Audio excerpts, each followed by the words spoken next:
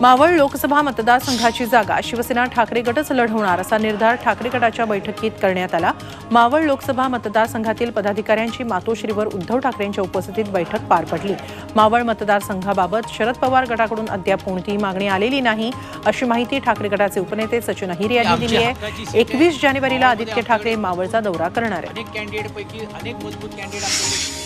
संभाजीनगरमध्ये ठाकरे गटातच गटबाजी समोर आली आहे। लोकसभा निवडणूक कोण लढवणार यावरून अंबादास दानवे आणि चंद्रकांत खैरेंमध्ये झुंपली आहे। आपल्याला संभाजीनगरातून लोकसभा निवडणूक लढण्याची इच्छा आहे असं विरोधी पक्षनेते अंबादास दानवेंनी म्हटलंय, तर मीच खासदार व्हावं अशी जनतेची इच्छा आहे असं चंद्रकांत खैरेंनी म्हटलंय।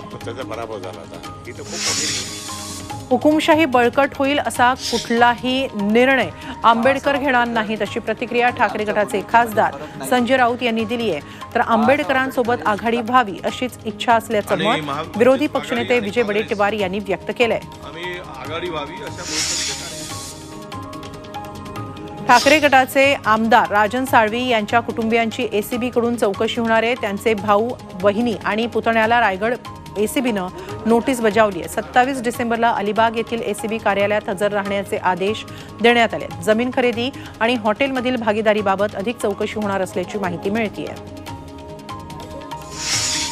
मावळ लोकसभा मतदारसंघाच्या जागेवरून महायुतीत वाद होण्याची शक्यता आहे। भाजप नेते आणि माजी राज्यमंत्री बाळा भेगडे यांचं उर्से टोल नाक्यावर भावी खासदार म्हणून पोस्टर लावण्यात आलंय।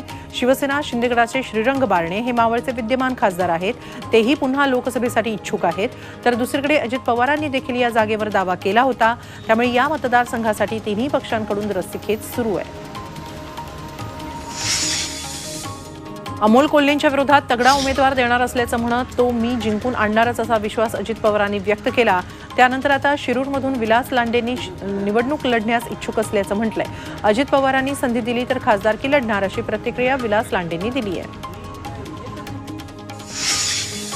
अजित पवारांच्या टीकेला अमोल कोल्हेंनी उत्तर दिलं। अजित पवारांना गोष्टी खटकत होत्या, मग ते का बोलले नाहीत? विधानसभेच्या प्रचारावेळी अजित पवारांनीच पाठ थोपटली होती।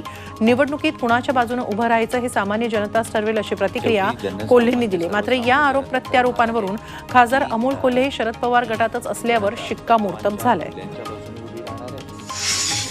खासदार अमोल कोल्हेंबद्दल अजितदादा जे बोलले ते योग्यच आहे। गेले 5 वर्ष खासदार कोल्हे मतदारसंघात फिरकलेच नाहीत, आता आक्रोश यात्रा काढतायत ती कुणासाठी असा सवाल माजी खासदार शिवाजीराव आढळराव पाटील यांनी केलाय। अजितदादांनी एखादी गोष्ट मनावर घेतली की ती ते करून दाखवतात असंही आढळराव पाटील यांनी म्हटलंय। जनतेनं पाहिलेलं आहे, अनुभवलं आहे। आम्ही सत्ता स्थापनेसाठी बंड केलं नव्हतं, तर सर्वांनी बसून निर्णय घेतला होता असं विधान करत शरद पवारांनी अजित पवारांवर पलटवार केलाय। मी 60व्या वर्षी भूमिका घेतली तर काहींनी 38व्या वर्षी भूमिका घेतली असं वक्तव्य अजित पवारांनी काल बारामतीत केलं होतं। त्यावरच शरद पवारांनी प्रत्युत्तर दिलंय। शरद पवार मुख्यमंत्री झाले तेव्हा त्यांच्यावर परिवारवादाचं लेबल लागलं नव्हतं असा पलटवार सुप्रिया सुळेंनी अजित पवारांवर केलाय। अजित पवारांनी शरद पवारांच्या बंडावर नाव न घेता काल टीका केली होती, त्याला सुप्रिया सुळेंनी उत्तर दिलंय।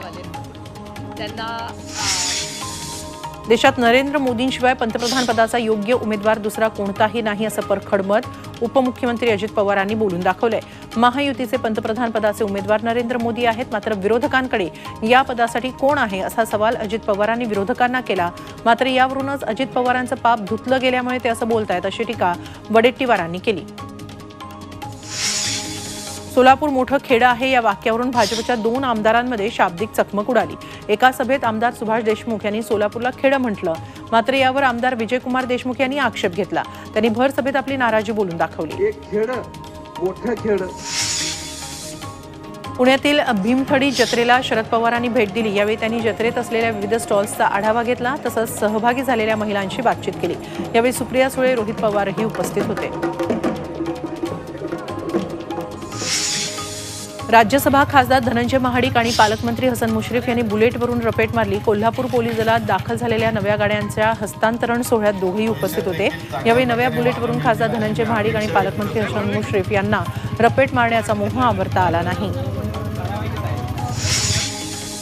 दिशा सालियन मृत्यू प्रकरणी मालाड पोलीस स्टेशनचे वरिष्ठ पोलीस निरीक्षक चिमाजी आढाव यांची एसआयटीतून हकालपट्टी करण्यात यावी अशी मागणी भाजप आमदार नितेश राणेंनी केली आहे। या संदर्भात त्यांनी मुख्यमंत्री आणि उपमुख्यमंत्र्यांना पत्रही लिहिलंय। दिशा सालियन मृत्यू प्रकरणात मालाड पोलिसांनी थातुरमातुर रिपोर्ट तयार केला तसंच बनावट क्लोजर रिपोर्ट दिला असा आरोप नितेश राणेंनी केलाय।